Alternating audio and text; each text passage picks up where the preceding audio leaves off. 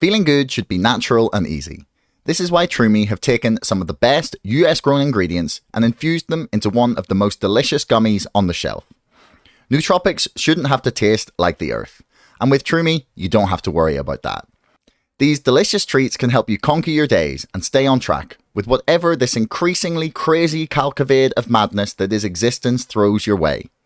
Try the lion's mane mushroom gummies for focus or the black raspberry, reishi and melatonin gummies for sleep.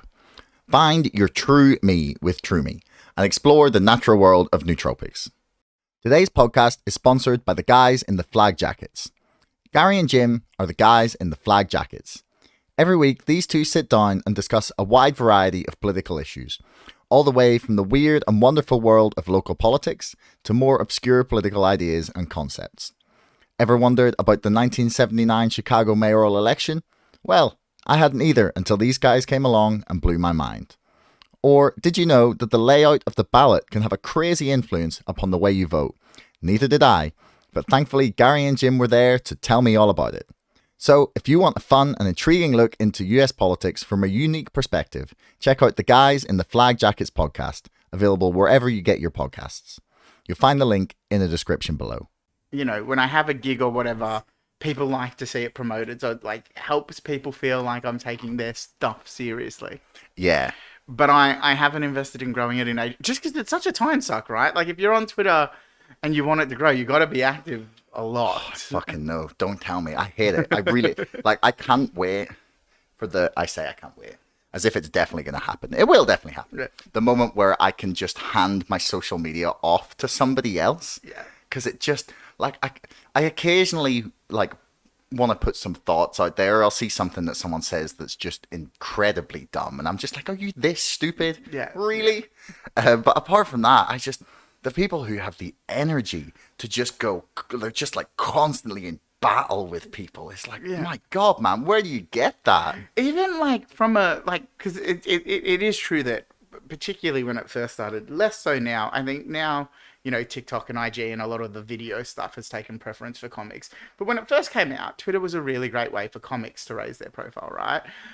But that meant doing shitloads of news jokes, and they have you have to be the first one to think that thing, otherwise they're useless. So to do that, it's like a full-time job. You have to read the news headlines, pump out 10 jokes, hope one of them's good. It's like, that's a real lot of admin. Yeah, it really is. And the thing that gets me as well is how do they do this on, I don't honestly understand how the people do it on so many platforms. Yeah, it is. It's one that is very interesting to me in that I've had a handful of friends, let's say 10, who have, in varying degrees, quit their job to pursue comedy full time. And it is absolutely true that the most successful of my friends did that early in their career. Ronnie Chang, this guy Dill from back home who wins a bunch of awards, so there is absolutely something in being singular in your intention, right? Yeah, this is the thing.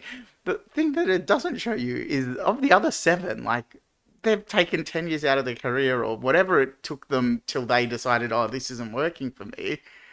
And they've got nothing to show for it. And you're this 30-year-old dude who's got a half decent followed Twitter account going into the world being like, oh, I can say dumb shit about the news. Yeah, so can everybody else now. And the thing is, it's not even like they can go into social media management as a job, because if Twitter's your thing, it changes so much that what you learned today is irrelevant. It's no, I don't understand how people have the time. And it must be because you're pursuant to something that is adjacent to this profile building. But it's going all in. Yeah, no, you really have, because I ditched all of my non-Twitter things, basically. Yeah. I was on a fuck Mark Zuckerberg campaign. Yeah. Not that any of the rest of them are that much better, but I just got particularly incensed by, I know it's come out that Twitter were doing it too, that the US government were working with Facebook to remove people. They announced that, in a press conference. Not even it came out recently with the DHS and all the leaks. No. They literally announced it in a press conference. I was just like, fuck this. Yeah, yeah. Because I'd been like teetering on the edge of trying to get rid of most of my social media, and I was like, nope, there you go, there's the reason. Yeah. And just went for it with, got rid of Instagram, Facebook, and just because it was such a time suck, man. Yeah. And I find actually by putting a bit more effort into only having Twitter to promote the show that I got like started to get more of a following on there, which was hilarious because people were like, oh, you know, aren't you going to miss out on followers? I was like, no, I'm getting more. Yeah, because you're doing one well, right? It is with the government stuff. It is really funny because there is still somewhat occasionally a comic who will be like, because I don't use TikTok yet, but I understand why comics are moving there. And there's still occasionally an older comic who will be like, yeah, but what about how they share stuff with the Chinese government? And it's like, I mean, I got to be honest, I'm more likely to have to go to US than China. And so, you know, as far as I can see, I don't understand what the benefit to having my shit shared with them is to the Chinese. Like, I don't, like, how is this the line you're drawing in the sand?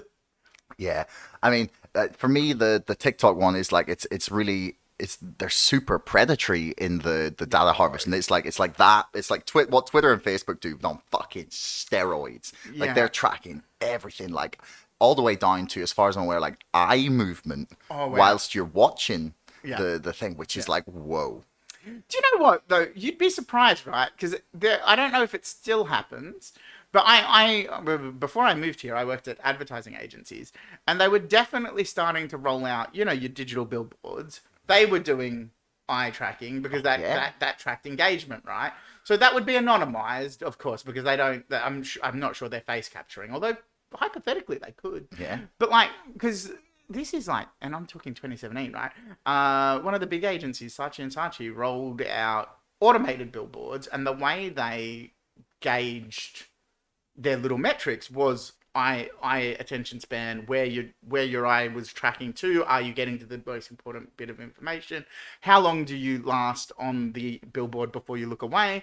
And it's weird because I don't know if it ever went anywhere, but one of the things that scared the fuck out of me at the time was that the most positive finding they had from the automated billboards was how incongruous it would be, and sometimes that just hit in such a way that people were like double checking, which meant they spent more time on the ad. And no person would ever write an ad that way because it doesn't make sense. But when you're competing for attention, sometimes that's actually a good thing. And I was like, oh, this is just going to ruin my job because, Wow. I have a friend. I have a friend that works at Saatchi & Saatchi. I'm going to ask about that.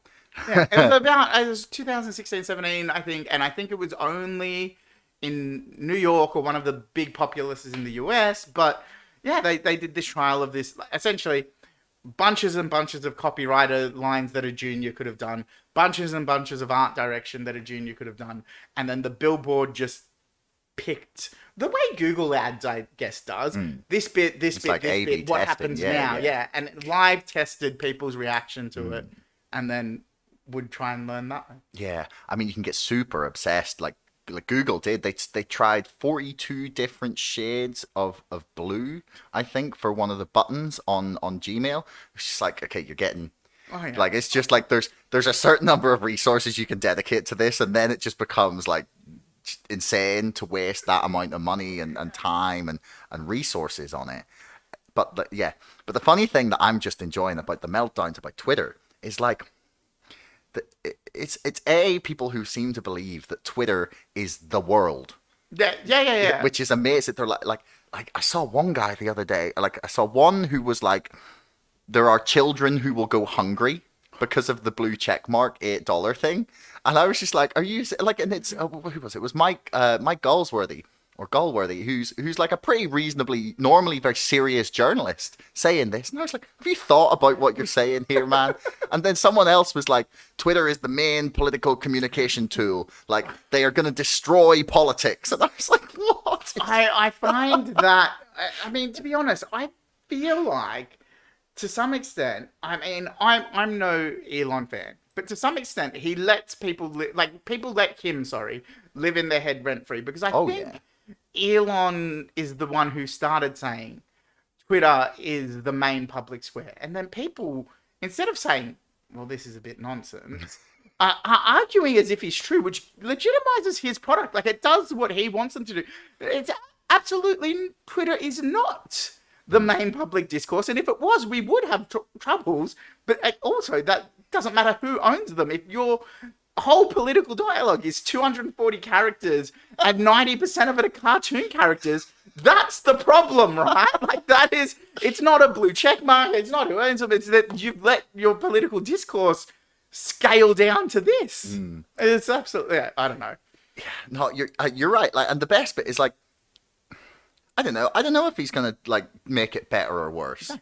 But I mean, like, they're already condemning it. They haven't even seen the plan yet, and it's condemned. It's so funny. I think as a thing, and this gets back to the whole social media thing, right?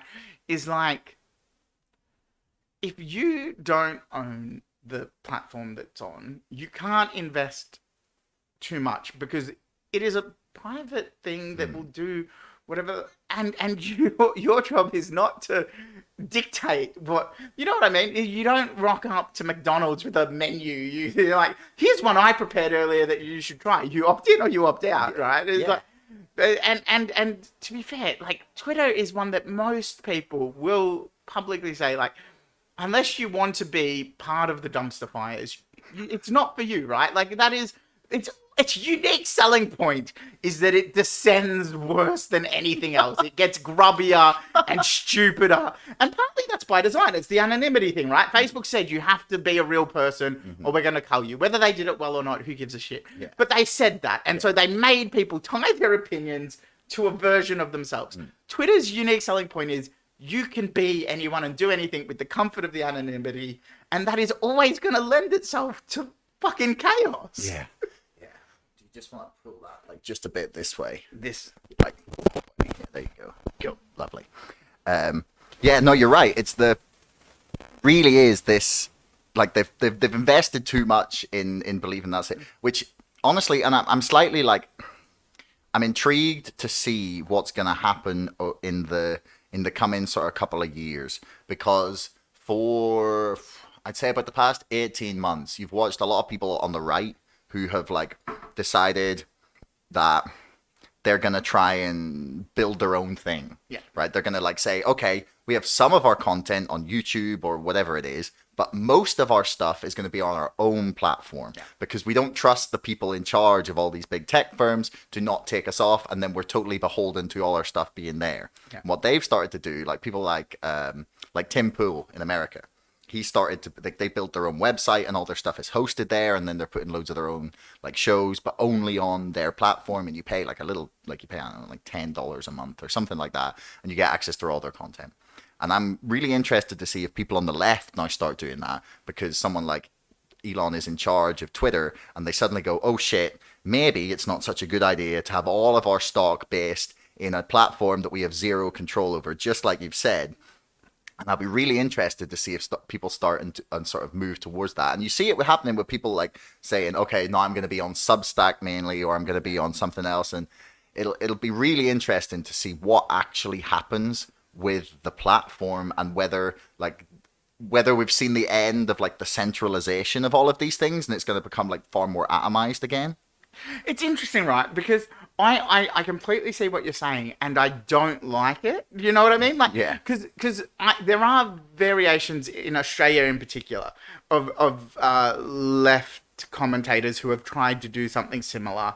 And to be honest, what they tend to use most often is Patreon, right? Yeah. Like, subscribe and you'll get my exclusive content there, and I'll post bits and pieces. And they use the censorship or whatever argument when they do it. And full disclosure, like, I'm a left-leaning person, right? But what I find really troubling when people do that, particularly if they are somebody who has built a profile over time, is like, at this point, you can't say you're doing this to contribute to the political discourse. You're doing this for money, right? And at the minute that this is a financially motivated, like, you are doing this because your brand requires you to think a certain way, your brand requires you to say a certain thing, and that takes out any of the authenticity, any of the I'm doing this, and then you become no better than the people, like, if a lot of them like to pit themselves against someone like Alex Jones, blah blah blah, who has to be angry for opinion. His whole brand depends on it, right? He can't be anything other than extremist because his followers won't accept that, right? Can you imagine Alex Jones coming on one night and being really serious? Oh my God, Like, you tune into InfoWars and he's like, tonight on InfoWars. And and he just does a straight news story, right? Exactly. But that's the point, is like, at that point, you've committed so far down a rabbit hole that what you're saying can't be taken with any kind of seriousness, because you have to compete with yourself and the brand and the image you've created. And the minute that people from the left do that, they're doing the exact same thing they're rallying against, which, I mean, either you are somebody who cares politically about the shit you're saying and you require the freedom to learn and grow, because that is what a person should do, and to not have a predictable opinion, to be multifaceted, or you are a caricature of a political person who is grafting on dumb people for donations. And again, one of the guys who I don't like doing this put on this massive crowdfunding campaign so he could run his own political ads even though he wasn't running. And it's like, at that point, actually, is the better thing not? Who was this? It's a guy called Dan from Australia. He's previously a journalist. Not Dan Andrews. No. No, because he is actually in politics. But no, he's like a former journalist / comedian / political commentator. And it's like, no, at that point, either you care about the issue and you donate it to the whichever party you think best represents you, or you don't take money off people so that you can essentially tack a political message to what is really a PR campaign for yourself. So what he was doing, he was like taking donations to... He ran did he own... say that like the donations he was taking were for this purpose? Yeah. It was all very... So he told them he was going to like just run stupid... He made the ads first, and the ads were for essentially anti-conservative ads, right? They were funny political ads, but it's like, I don't know why you needed to be part of this picture. I mean, maybe he felt none of the other politicians were going to... Well, I guess it depends how serious he was about it. You know? Like, it depends if he was, like, seriously trying to make a point, or whether he's just ridiculing them. He was, at least in the PR, and look, I've not talked to him about it, but at least in the PR, he was making it like he was going to make a difference. He was, okay, so wait, he was selling it like he was, like, actually serious about it, and then it turned out to be a piss take. I don't even know, like, they were lighthearted, but I think they were serious. I mean, it's hard when something gets garbled. Yeah. You know, it's hard to so fucking self-referential and meta, and you can't tell like behind 17 fucking layers. Yeah, where was supposed to be the truth in this, or not even the truth? What was the goal of this? What were you trying to achieve here, mate? But yeah, it turned out to be quite a light-hearted but politically serious set of billboards and things, despite the fact that he crowdfunded for it, and therefore, like, what is your... Unless you are actually trying to get elected, at which point, go ahead. Like, more than anywhere in the world, Australia, you can run as an independent. I think, like, we had the what do you call them? The teal bloc, they call them now. There was like 8 independents that essentially ran on the back of fiscally conservative but socially progressive, and that party doesn't exist in Australia. And like 8 or 9 independents won their seat, and so they hold kind of a fair balance of power. That's interesting. Because you can't, because over there, like, we have a preferential runoff system, so people are comfortable voting minor parties. It's not like you waste your vote, because if you vote, we have some real obscure minor parties because of it. We have the Fishers and Shooters, for example, and then we have Animal Justice Liberation. If you vote like, yeah, fishing and shooting, right? That's what I want. I'm the fishing and shooting guy. And then, lo and behold, nobody else is the fishing and shooting guy. It's not like your vote goes nowhere. They go, okay, what was your second preference? And then da-da-da-da. So, he could have run as all of this is to say, he could have run as an independent. It's fine. He might have won.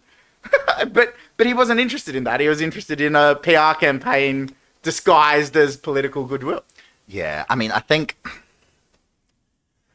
Yeah, I mean, people. I mean, if the people knew that it wasn't a serious campaign, Yeah. people could fucking throw their money down the drain however they want. Yeah. Like, Yeah, of course. I think my bigger issue is with people,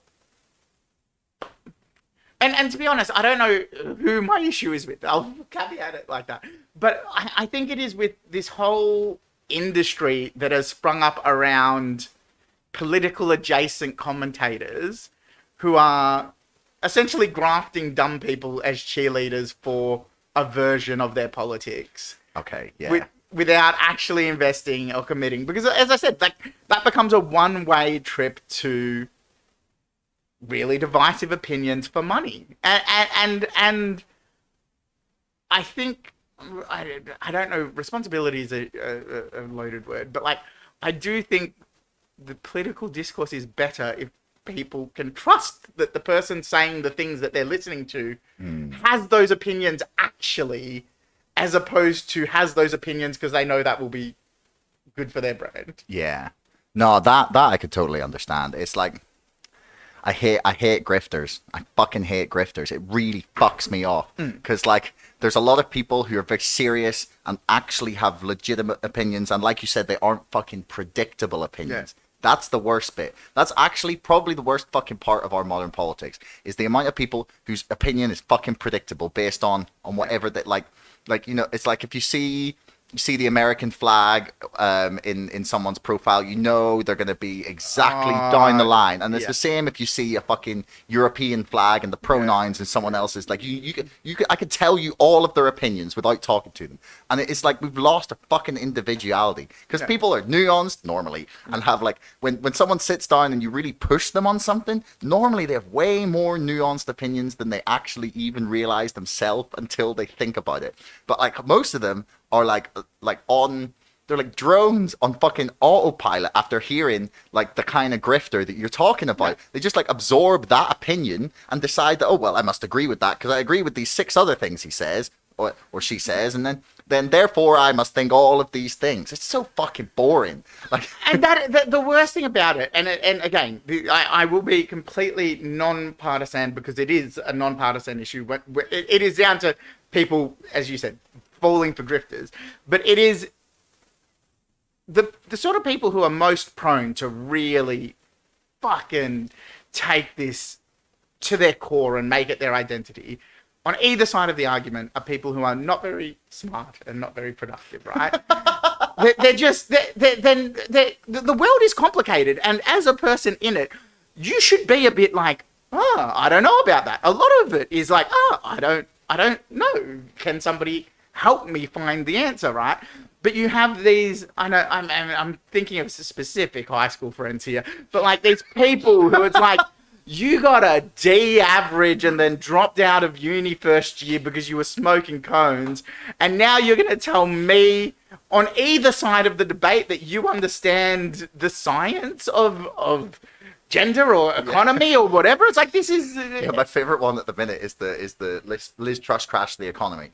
And I'm like, the person who studied, like, who did, like, maths up to 16, you're going to tell me it was Liz Truss that crashed the economy? It's like, this shit has been, like, listen to a banker. They'll tell you it's 40 years in the fucking making. Yeah. Hey, my favorite was absolutely, though, when, like, within weeks of the vaccine being out, people who failed high school's like year 10 science and have watched a YouTube video and they're going, nah, I've done my research on YouTube and I know about this stuff. And it's like, dude, if your plane was flying and you had you were like, oh, I'm not 100% sure about this, would you be fucking knocking on the cockpit like, hey mate, I've just watched some YouTube videos and I reckon you're doing this pilot shit all wrong? It's like, just... Yeah, and you know what the problem was as well? It's like people were so sure about like their decision either way, right? It's like the people who chose to get it, demanding that this was the way out of everything. It's like, oh, all I have to do is take the vaccine and the world is going to be okay again. And like they put in their faith in the fucking pharmaceutical companies, and like, all the way to, like you said, the people who were like, oh, no, don't trust it, not even a tiny bit. No, like I said, I've watched a couple YouTube videos, and like that takes away from the people who were then sitting with like legitimate, like, maybe we're like not doing exactly the right thing with like I had this guy on my show, Dr. Gert Vandenbosch, and he worked with Bill and Melinda Gates, did a lot of like vaccination programs with them, and he spoke to me and said, yeah, I'm not sure we should be giving it to everyone. I think this is a mistake in the middle of a pandemic because of basically it forces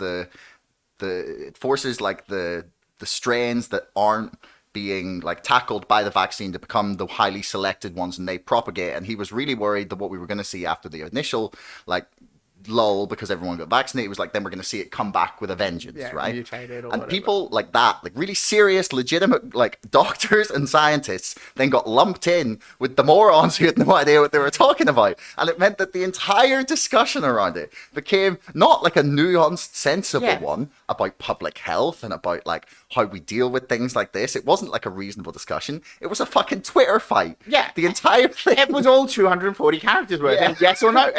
And this is the thing, right? And this is where the grifters really, really muddy the water, is because, and again, on either sides, there are people doing it, but my you gravitate to it. The algorithm shows you what you respond to. So I saw more grifters that were anti-vax but idiots, because that's what I hate to respond to in the middle of the night. And I remember early in the time, there was like this pediatrician, right? But she didn't call herself a pediatrician. She called herself a doctor.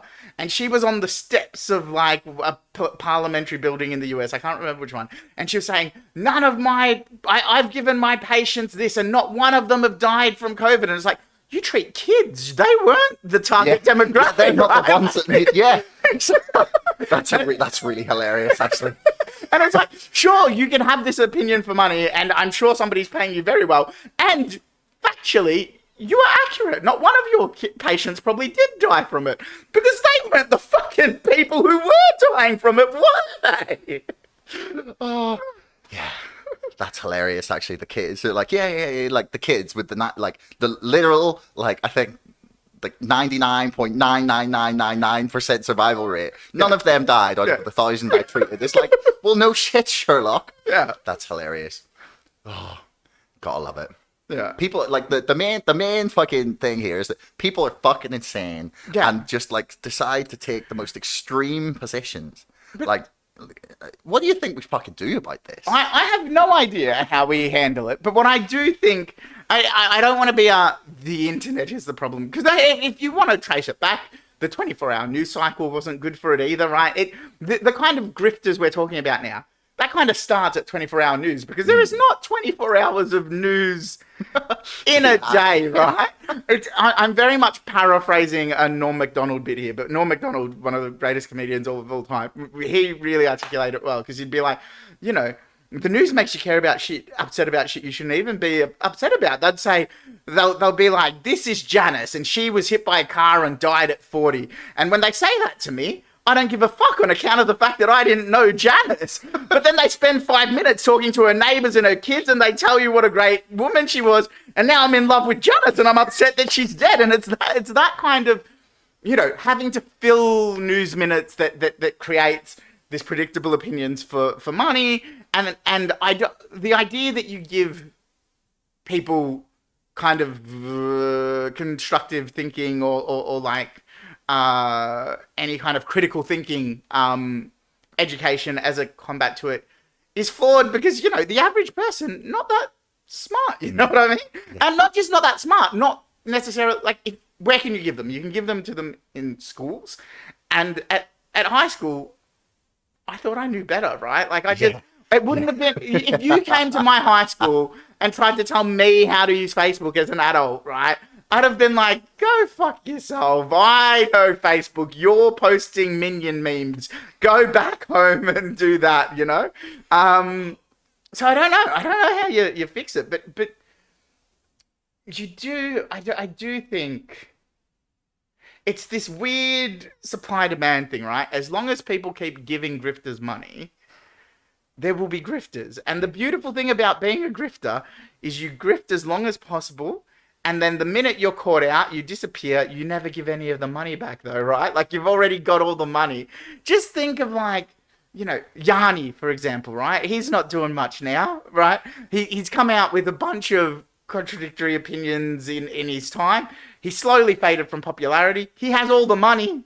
Like, you know what I mean? No one's coming up and going, hey, you know that thing you said that I don't know if you actually believed it? Who was this? Yanni, I forget his last name now. Okay. I don't know if I know him. Yanni. Oh no, not Yanni. I've made a faux pas. It's Milo. Milo. Yes. Milo Yiannopoulos. Yes. He's been on a weird fucking journey, and it's like, because he was a Lib Dem. Yeah. And then he started being like he was just like a contrarian outrage merchant. Yeah. He was really quite entertaining for quite a long time, right? But like, I don't know how seriously he took any of his other opinions. Didn't, but his audience did, and that's what I found fascinating, right? Because he's that's why I gravitated to him, because he's the most clear example of, as you said, he was a contrarian outrage merchant. He didn't care what he said. He clearly had a really good understanding of the political discourse and how he could most use it to get himself in the headlines, to get donations, back home, again, I'm using a bunch of Australian references, but there's this guy, what's his, Avi Yemeni. I don't know if you've seen it. Avi will stand in floodwaters and ask for donations to True News or whatever, Rebel News, whatever his thing is. And he'll stand it, and it's like, he's talking about how hard the farmers have it, and, you know, the lefties want to take this away from them for whatever reason. I don't watch it. But, like, he'll stand in floodwaters and ask for donations for his news, and it's like, surely the farmers, mate. Like, if you give a fuck. Yeah, the farmers have the fucking, if anyone has ever, like, I don't know if did you ever see that Clarkson's Farm? No, I haven't. Man, highly recommended. Like, he's hilarious anyway. He's just a great presenter. I'd fucking watch him do like literally talk about it, and he's just a funny guy. And of course, like, episode 1, he goes in and he's like, goes to buy a tractor, and like, someone shows him these like tiny little sort of really basic tractors. Like, no, fuck that. And he goes and gets the Lamborghini tractor that won't fit in his fucking like shit. Like, but he was doing like a really great job, actually. It was like explaining like that farmers are like, they have the fucking toughest job ever. He was like, you see, we didn't have these subsidies. Like, everyone sits around thinking farmers are worth like millions and shit. Like, they might be sitting on a lot of land, but that land brings them pennies on the acre. Yeah. Like, they make nothing. Yeah, and it's one of those things, right? They're being shafted at all ends. Like, the more we have, this is such an odd conversation of it. I love it, but like, the more we have commercial monopolies, the harder it is for them to have any bargaining power, right? Even if you don't break the law, if you're only selling to a couple of people, it's harder. And then you have the unpredictability of weather events, the fact that increasingly people are moving towards cities, which means work is harder, which means rates have to be more competitive, blah, blah, blah. And as urban sprawl happens, you know, your real estate starts to get closer and closer to a city, so it goes up even if what you're earning is going down. It is, the amount of factors they're fighting off is absolutely... Yeah, and then they've been dealing with, the last 7-8 years been fucking hot, and then they're dealing with, like, on top of that, we're dealing with the fact that, like, I didn't even realize this till this year, right? And they were talking about all the droughts. I think it was either 30 or 60 reservoirs been shut down in the past couple of decades in the UK. And it's like, okay, so we're going to see droughts, and we've been getting told, okay, things might get a bit hotter. It's going to get like more extreme climate things, and then we're shutting down the reservoirs. Yeah, but what is the reason for that?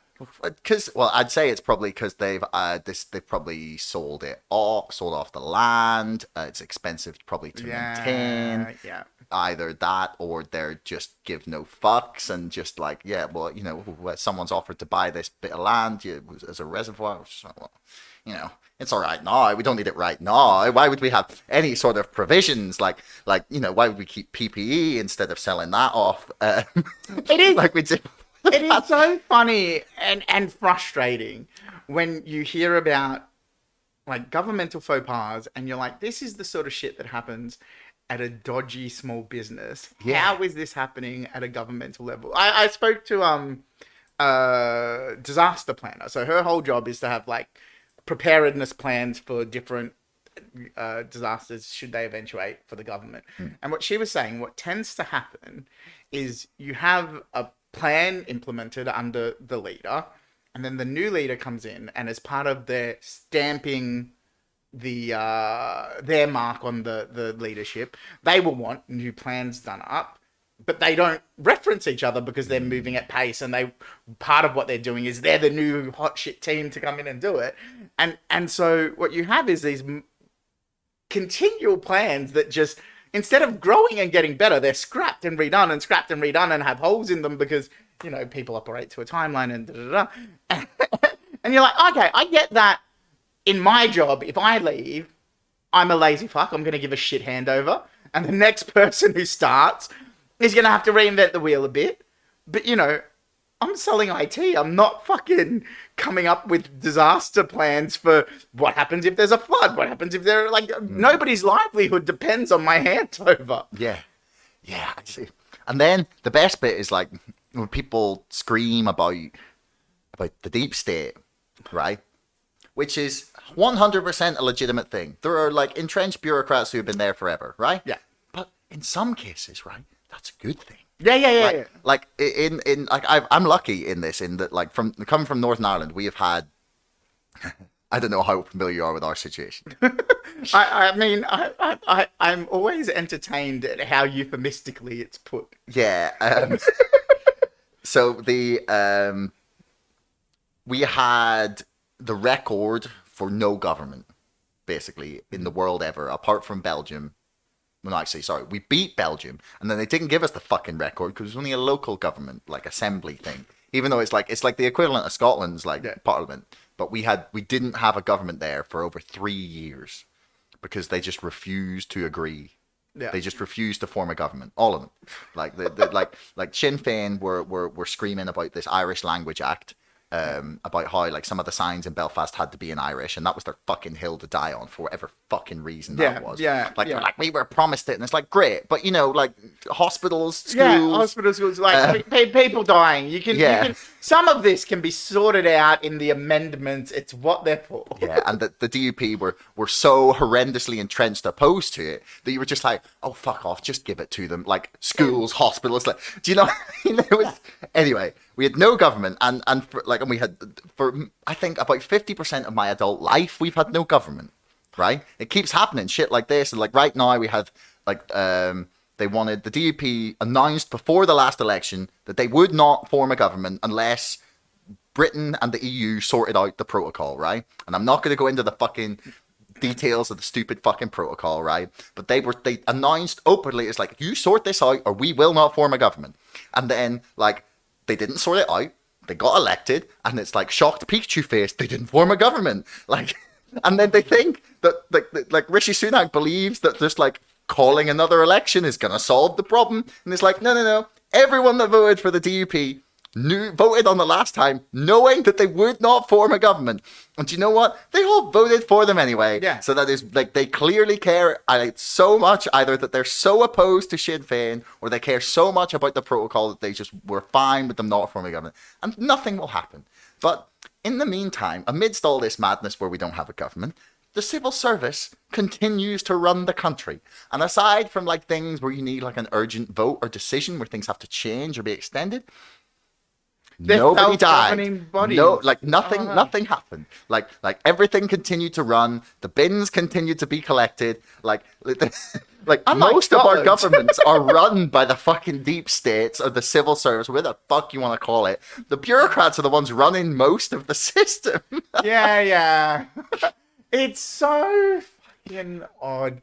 And it's funny that you mentioned that the bin still got picked up, because I was in Edinburgh, where Scotland do have a government, in August for the There was the festival, fucking and strike. they had a bin strike, and so they had the first and only 30-degree day that I'm sure Edinburgh's ever had, and you had all these stinky bins on the street because, I mean, it is very odd that you seem to have a more functional government with. Yeah, with no government. I mean, what does that tell you? The libertarians will tell you that that's how it's meant to be. Oh, wild world we live in, innit? So, yeah, tell me a bit about the Fringe, man. Like, what was it like up there? What were you doing? Tell me a bit about your show. Like, you've got your show coming up on what, the 17th of November? 17th of November. So yeah, I was up there. It's the second little solo show I did, and to be honest, usually, like, it's the first time I only did a week, and comedians will rightfully tell you how exhausting Edinburgh is. There's like 5,000 over that shows. They start at like 10 a.m. They finish at like 3 a.m. It is fucking hectic, and you're always just trying to get people to your show and whatever. And this time, rather than doing the month, I was like, let's see if I consolidate it down to a week, whether that will work. And so I did a week. Every show was sold out, and I got in, I got out. I didn't lose my mind, and it was the best Edinburgh experience I've ever had, and I'm never doing a month again. So how did you even get into comedy? Like, when was that a thing that, like, it's not normally what children dream of doing. Yeah, no, I used to go. Melbourne's got quite a decent comedy festival, so I used to go with my old man. It was like one of our kind of, when I was like 16, we had a couple TV comedians we liked. We'd go see them, and then I would like branch out and see something with my friends before, and then see the big name with my dad later. And so I was seeing like maybe 3 or 4 shows a year from when I was like maybe 13, 14 to maybe 18. And then I was like, okay, well, luckily, because there are some new comics who see that and they go, I could talk for an hour and be funny, which is absolutely not. It's like 5 minutes is tough to begin with. So I was like, I'll see how people start out. So I went to the open mics. I was going to them for a couple of months, and open mics are oh boy, they're a world unto their own. They're a vastly different quality and vastly different types of humor. But eventually, I saw one dude who, to this day, is the worst act I've ever seen. I don't know. What was so bad about it? I think it was the sort of thing that if I described it to you, it could sound like it was genius anti-comedy, but it was just bad. He went on stage eating a cheeseburger. It was incoherent ramblings, and then he would kind of, like somebody doing a shit Jerry Seinfeld impersonation. Once he got to the end of his shit rambling where the joke should have been, he'd wait, there would be no laughs, and he'd yell at them, do you know what I'm talking about? And by the end of it, he was like, you guys don't get me. And I was like, no, every word you've said in isolation makes sense. As a collection, they don't. And more importantly, they're just not funny. Like, you know what I mean? And yeah, but he really berated the audience for the second half of his set about him being too intellectual. And I was like, oh, dude, I mean, nothing you've said is not something I've heard before. It's just, you got to be funny. At one point, he pulled out the newspaper and was like, okay, I guess you want something topical. And he like tried to improv off the news headlines terribly. It was just, like I said, it sounds like genius anti-comedy, but it wasn't. It was terrible. Yeah, it sounds like someone parodying a comedian getting on stage with no material. Yeah, but he was actually just...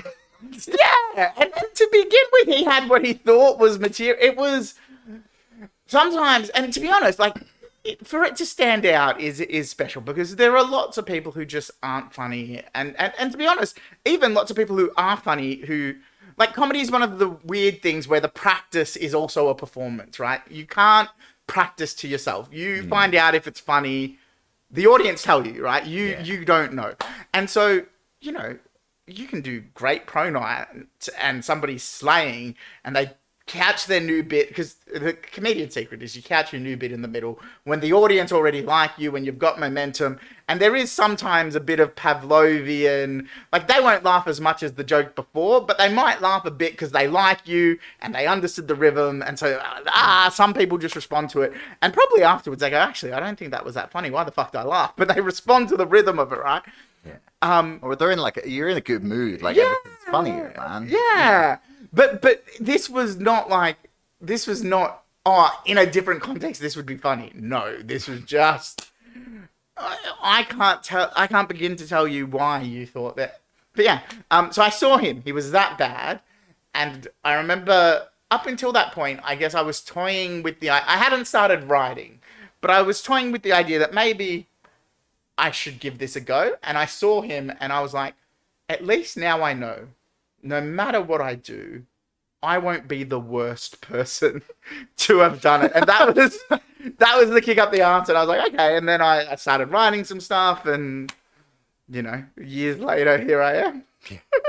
Yeah, I mean, yeah, I think everyone's like had that thought, I could do that. We're watching the stand-up comedian that's not particularly good. Yeah. Right.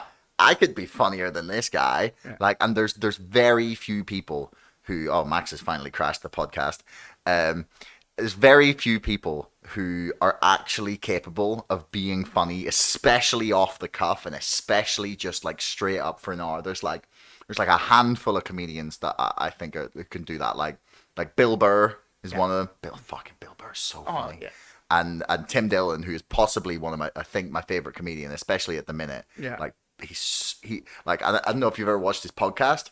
Holy shit, man. And it is just him off the cuff for an hour, but he is fucking hilarious. Yeah, like the guy is just, and honestly, do you know what the saddest part is his podcast is like, he had the greatest formula that I can possibly ever say. It was him, and it was like his best mate, right, who was also his producer, but his producer would basically say about 10 words an episode. He would just sit there and like Tim Dillon would just rant at him, right, and just he would be trying to make him laugh.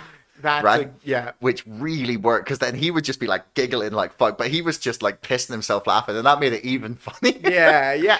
And then he's like, his producer's gone and left him, and it feels like he's drifting. It's not as funny anymore because he's like trying to somebody to respond to that you understand, and that, you know, it's a clear.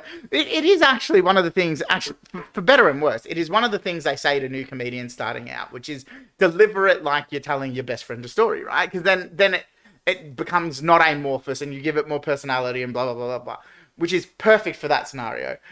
Where it sucks is that, not for me, actually, it's quite entertaining, but the biggest egos tend to be the ones who go, I'm the funny bloke and it tends to be dudes who are like, I'm the funny one in the group.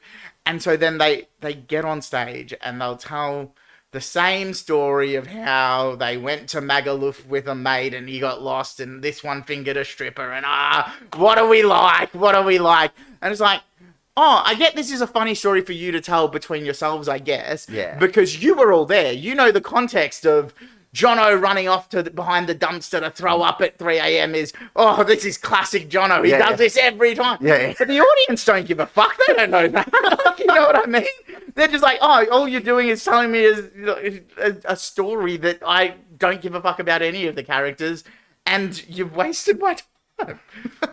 Yeah, that's definitely it. It's like there's stories that are funny to hear when it's just you and a few mates with a beer. Yeah. And then there's the things that are actually fucking funny as jokes. And so I think a lot of people probably fucking confuse that. I've definitely had the thought, I could do that. I don't think I could do that. Like, I like to think I'm a funny guy, but I don't think I'd be funny standing on stage trying to tell jokes. I reckon it's a learnable skill. I genuinely do. Oh, but I don't know if I'm willing to go through. Well, that's the thing. You have to suffer. You have to suffer. It's a learnable skill if you suffer for it.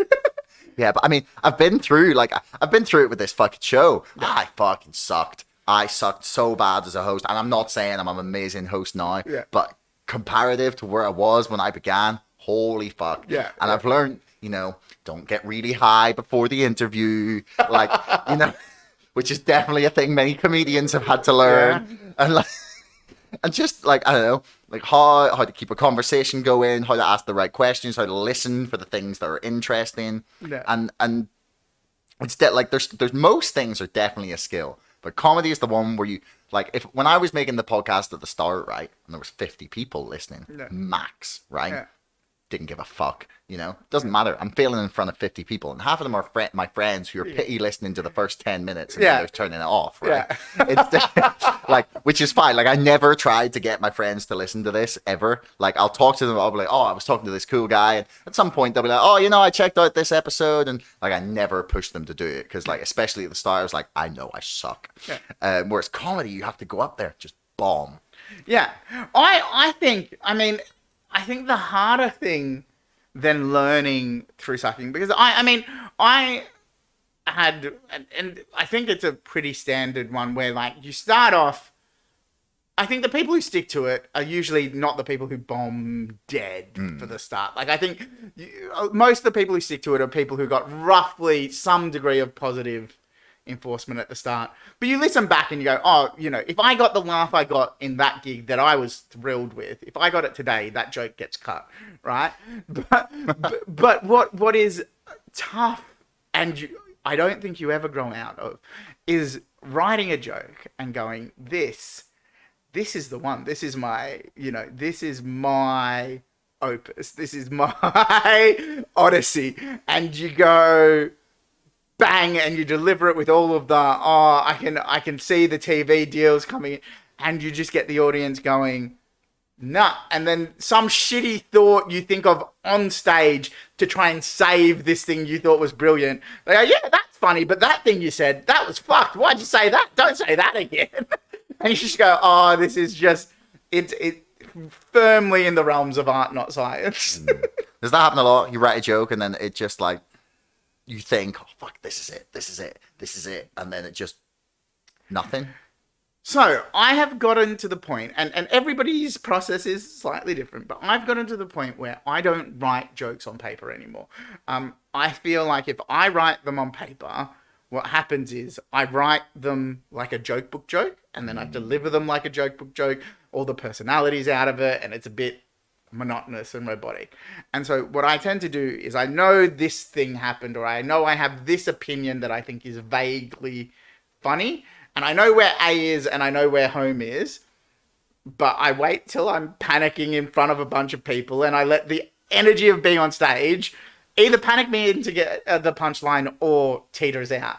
And by nature of that being my creative process, there's often times where I'm like, this is gonna be good, and then, you know, the GPS shuts down halfway and you go, I don't know what I was trying to get to.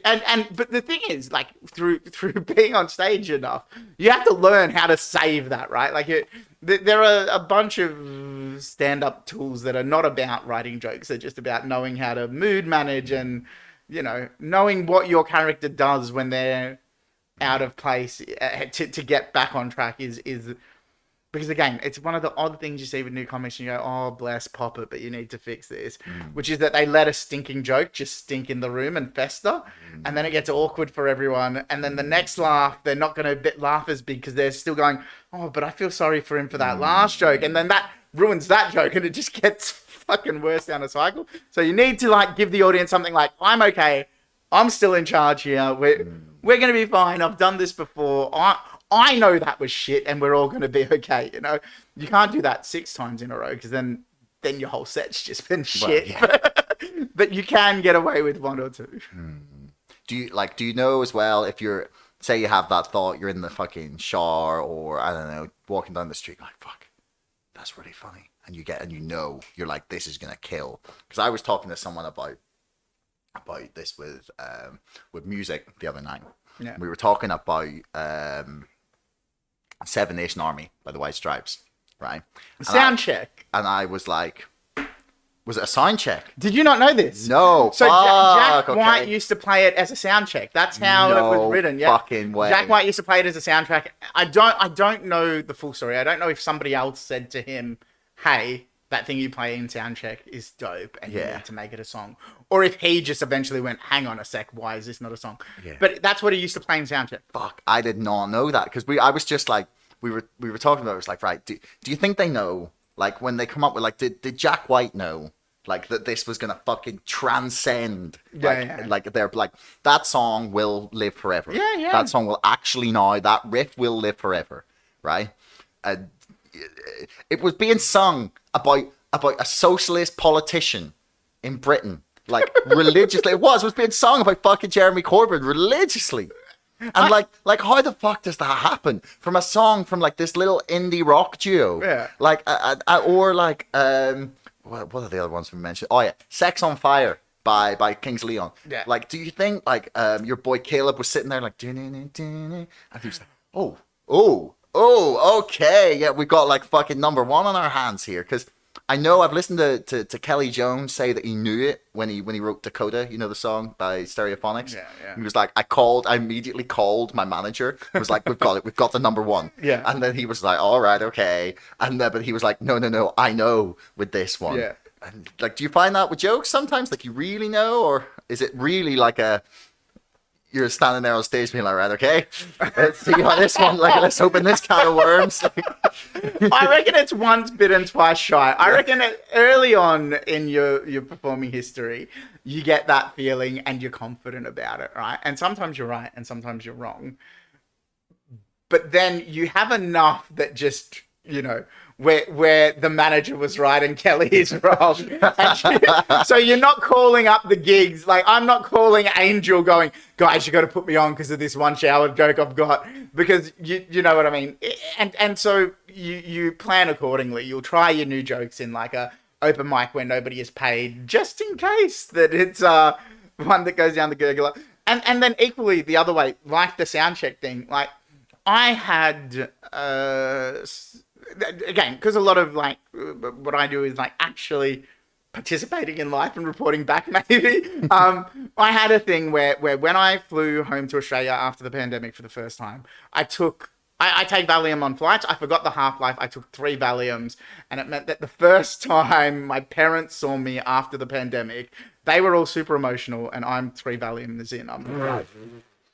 My mum's just fucking bawling. Oh, I thought you were gonna die. Probably would have been like fucking 2 years. Yeah, right? it's 2 years because it was illegal. You couldn't fly in. You couldn't. Yeah, there were no flights. The only way you could get to Australia is on a repatriation flight. There was only 500 people per day allowed to land in the country, not in a state, in the country.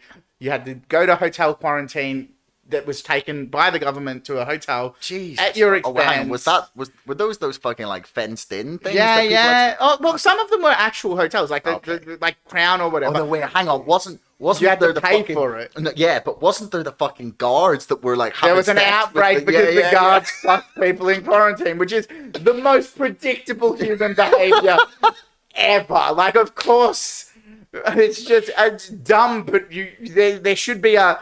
You know, no shit, Sherlock. Like, yeah. What do you expect? You've got these guards guarding literal passengers. They've got nothing to do. You've got everybody, including mega babes, just fucking what? Yeah, I mean, it is a dumb thing. But yeah, so yeah, my mum's in bits, and I'm just like, oh, I thought you were gonna die. It's so good to see you, and I'm just like, yeah. and I remember telling that story for ages. Just to people, and a couple of people were like, you should tell that on stage, and I was like, oh, I don't think it's quite long, blah blah blah blah blah. And then I was doing a comedy game show that's called like Depression versus Anxiety, and I talk about anxiety or whatever, and the audience got on one about their different what they take or whatever. And I was like, I'll do the Valium story, I guess, because it this is how I would have wrote it anyway. I wouldn't have written a joke. I would have just come up with it on stage, and so we're talking about. And anyway, now I will close a pro show with that story that I was telling for a year before I put it in my stand-up set, because for me that wasn't a stand-up joke. That was a story outside. So I think you get better at roughly knowing, and I think you get better at mitigating the edges. Like your terrible jokes are less terrible, and you're better at saving them or whatever. But absolutely, you can still go on stage with a joke that is like, this is the shit, and you will find out. It's the blessing and the curse is that it's all because even more ridiculous within that. So, Edinburgh, I did 7 shows. Last time I did 20.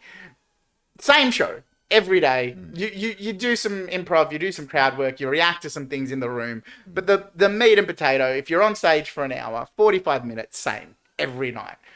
And within that, you can have a joke that is round of applause 10 nights, big laugh 7, and 3 nights, and they could be nights that go well and they just laugh at other places, but 3 nights they go, nah, that one's not for me. And you sit there and you go, statistically, you're the wrong ones. I've done this joke enough to know statistically I am right and you are wrong here. Do you ever turn around to them and say that? Just be like, look, guys, I know you think you know what's funny, but really, I know, because most people laugh at this joke, and therefore you're wrong. And honestly, like, if you just want to give me the laugh now, that would be great, because like you owe me it. I have done something a little bit similar at my last show at Edinburgh. So I like I said, this was a 7-night run, sold out every night, and all the first 6 were fantastic. On show 7, I'm like, I may as well film this so that I've got a record of it. And 15 minutes in, I was very aware that this was the anomaly audience. Like, they were no good, and I have chosen to capture forever the duds. And I did. It was one of those things where there's 2 things, right? One is, if they're not responding to what you prepared, and what you prepared is thematic and similar, then plowing this car into the wall harder is not going to be fun for anyone, right? So you got to change track. You got to react. And then the second is, also, it has to be fun for you, right? So me trying to become an absurdist on stage overnight is not going to be fun for anyone. So on this particular show, I was like, okay, well, what if my character is angry at them for being wrong? And I did point out, I was like, guys, I don't want to like put too much pressure on you, but I've done this show. This is 7th time. It's been fantastic. I'm filming you. If anything, there's more pressure on you than me, because I know how the show goes. So if you want to up your game, like, you'll be remembered as the audience that you deserve to be, or you can sit there smack face and just look at me for a bit, and we can all walk out of here 45 minutes just a bit upset with each other. How did they take it? To be fair, most of them responded all right. They it wasn't like I went straight into the show. There was a bit more padding around that. They laughed at that. There was a bit of I can't even remember. There was a bit of me getting into some crowd work to just like re-engage, because crowd work, I gotta be honest, I hate. I'm there to talk about me, not you. I could give a shit what you did going to the shops, right? Like, all comedians have a level of narcissism. Me too. I'm not there to find out. We're not mates. I'm not going to get a beer with you. I don't care what you did today. One of my most frustrating things to see at a comedy night, because every MC goes around and asks people what they do, because crowd work is good, right? But almost every time you do that, there'll be an accountant or even worse, like somebody who works in a really earnest job in mental health charities or something. And the MC will have to go, oh, nothing funny about that. I'll have to move on. And it's like, no, there's nothing funny about half what these fuckers do, because if there was, they'd be up there. To be fair, my favorite comedian of all time for his crowd work is definitely Al Murray. Yeah. Just because it's absolutely brilliant. He's like, so what do you do, darling? He'll be like, so what's your name? Suzanne. Oh, beautiful British name. And then so what do you do? She's like, it's like the correct answer is a nurse or secretary. And no matter what job, it's like she'll be like, oh yeah, no, I'm a legal assistant, so secretary. Like, it's fucking brilliant. So I have to say, Al Murray, if you're watching, please come on the show. But anyway, man, we blasted past an hour here, cool. And I'm aware you got to fly. So 17th of November. 17th of November, the Pleasance in North London. Really cool little theatre. Yeah. Brilliant. Thanks for that. Twitter. Twitter. Highbrow Drivel. Like, fucking promote your shit, man. Oh yeah, cool. Yes, I'll do that. So I have a podcast where I invite another comedian and an expert in a various field. We've had like people who work on black holes at NASA, or like I said, a public disaster policy maker, bunches of stuff. Interesting jobs that you don't even know exist sometimes. That's at Anthony Jeannot or Highbrow Drivel. And then Instagram is 50% photos of me on holiday, 50% gigs and videos of funny stuff, because I'm not narcissistic enough to get 2 accounts, but it does mean you have to put up with me in Barbados a bit. That's fair enough. Well, I'll put the links for all that shit in the description below. And yeah, man, thanks very much. Thanks so time. Pleasure. Hey, everyone. Thanks for making it right the way to the end of the podcast. I love that you tuned in this long. Do me a favor, hit subscribe, because 80% of you bastards are not subscribing, but you're watching my videos. See you next time. So, whenever I'd be out for a walk, whenever I was going to cook dinner, whenever I was doing cleaning, I always used to spend my time listening to music. And I still really enjoy listening to a lot of music, but what I've discovered is that I can consume so many more books when I'm using something like Open Audible. It's a fantastic, fantastic way for me to make my way through all the things I have to read for this podcast, for things I want to read for fun. That's like fiction and non-fiction. Sometimes I actually prefer fiction when it's being read to me. I like someone doing the voices, like someone, really getting into the characters. In the case of both fiction and non-fiction, it allows me to spend way more time visualizing what I'm reading, so I can think more about the ideas, I can think more about the scenes that people are trying to paint, and ultimately it just gives my brain more space to think, because I'm not concentrating on the words in front of me or trying to stay focused on it. Instead, I can just sort of mindlessly get on with whatever task I'm doing and listening via Open Audible. Now, the reason Open Audible is great is because it allows me to do it straight from my desktop. I try to stay away from my phone as much as possible in order to sort of maximize my productivity, because it can be a very fast way to waste half an hour. Whereas if I just open my laptop and hit play on Open Audible, I can connect it to my Bluetooth speaker, and then I don't even have to go anywhere near my phone. Do you like free stuff? I'm sure you do. Well, I'm going to give away a free copy of Open Audible to one lucky person that signs up for my mailing list in the next month. Now, those of you who are already signed up, don't worry. You can be involved in the draw as well. Just give me a rating or review on Spotify, Apple, wherever you get your podcasts, and post it on Twitter. Send it to me via email. Respond to something I've posted on YouTube. Somewhere you can prove you've got a screenshot, and I will enter you in the draw. I have to admit, I used to be a little bit of a book snob. I wouldn't even consider a Kindle, let alone an audiobook. It just felt like cheating. But that is until I tried Audible and Open Audible. Ever wonder where I find the time to read all the books that my guests have written on this show? Well, this is the answer. When I'm behind in my reading, I just jump to audiobook. Open Audible is a cross-platform audiobook manager designed for Audible users that can allow you to download, view, manage, and connect your favorite audiobooks on MP3 so that you can enjoy them across all your devices. Best of all, you can control it all from a desktop application. I'm giving away a copy of Open Audible for the entire month of November. All you have to do is sign up to my mailing list. You'll find the link in the description below, or go to openaudible.org for more information.